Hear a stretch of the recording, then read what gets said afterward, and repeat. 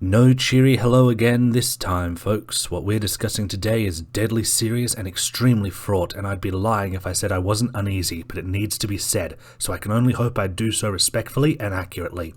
I don't think it would be contentious to say that this has been a rough year for both workers and fans of creative industries, from Disney's perpetual abuse of 3D artists and gutting of the Owl House, to Warner Discovery ripping away years of people's works for tax breaks and following it up with mass firings. This string of firings has also encompassed Rooster Teeth, with figures like Matt from Achievement Hunter, the entire RTX staff, artists, directors and VAs all having their positions, finger quotes, dissolved.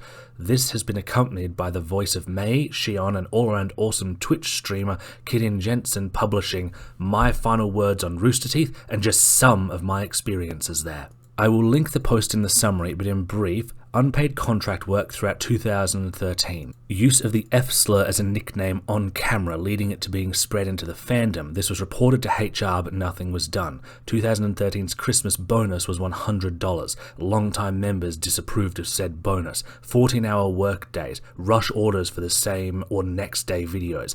Anytime I brought up mistreatment or that making fun of people in content only encourages the community to hate us, I was waved away with saying, "It's just a joke, ignore the comments." RT Crunch caused pneumonia, no recovery period on return.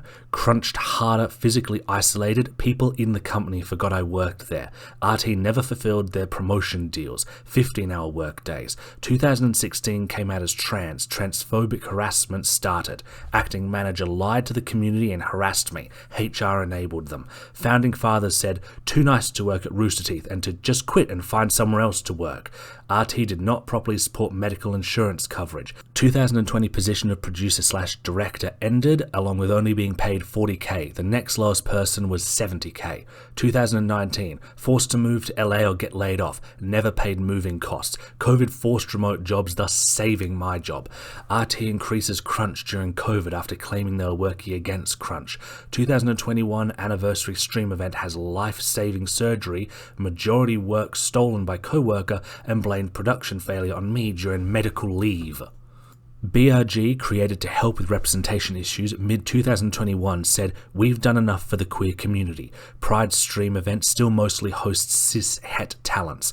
Mistreatment of minorities in RT ignored. The company is going through a lot right now, just leave it alone. Unpaid voiceover work during tenure at RT, May Marigold and RWBY Fairy Tales included." This doesn't cover everything, but proves to be a heart-wrenching and horrific summary of corporate abuse. Some, like myself, may remember the last time RT was justly called out on crunch, and their seeming action on that front, but it seems they mostly were just moving furniture around and getting rid of a known name or two. The corrupt corporate culture remained the same. We have also heard from Kdin that many in CRWBY wanted to make an apology for Clover's death despite him never being written as gay, but was silenced by RT. Kdin did what she could and got death threats from people who accused her of selling out the LGBTQIA community for 30 pieces of silver. Others who work or worked at RT have come forward supporting Kdin, and there have been a few apologies, though it's Kdin's call on those. But you might be curious about the title. My reasoning for it is that Kdin has also done another post from Ask Me Anything saying she'd love to work with Kerry in the writer's room again if they want her back for May or Shion, she's there, and that she very explicitly wants RWBY to be completed, citing her love for the animation staff and expressing the sentiment those dedicated to the series deserve to see its resolution. I've also seen some reference to parts of CRWBY trying to help ensure Kdin wasn't blacklisted in the industry after coming out as trans, but I'm not well versed on this front. Whatever the case, Kdin's well-justified hurt and anger seems directed at RT's management and other areas of that company. This isn't to say there's no toxicity in the CRWBY department, but as far as I can tell, no one was named from there, and she capped off her initial letter with, "Handful of good people, bad company." So where do we go from here? Well, first, I'd once again say Kdin is incredibly brave to have come forward with this, but as is often the case, she shouldn't have to have been brave. She never should have been forced to deal with this horrid treatment, nor should anyone else have had to. This is all incredibly unfair.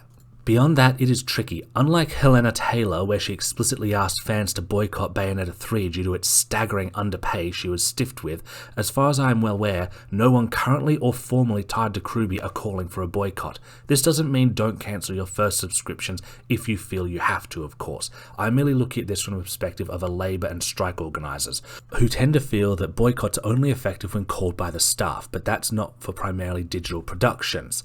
Ultimately, unless someone or a group is able to provide guidance on what could best aid the mistreated staff, we all just have to make our own calls, both financially and emotionally.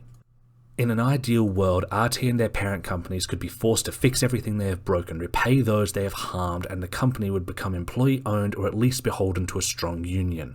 Less ideally, but maybe still good, would be CRWBY managing to rip themselves out of the corporatized husk that RT has long since devolved into, taking their IP with them and becoming employee-owned. If there's anything we can do to help those who have given so much to us and we have the means to do so, I definitely feel we should. Just remember to direct that energy where it needs to go, be it anger at the perpetrators or aid and support for the victims. This shouldn't be a partisan issue. This is about workers' rights, human rights, and basic decency. Thank you for your time.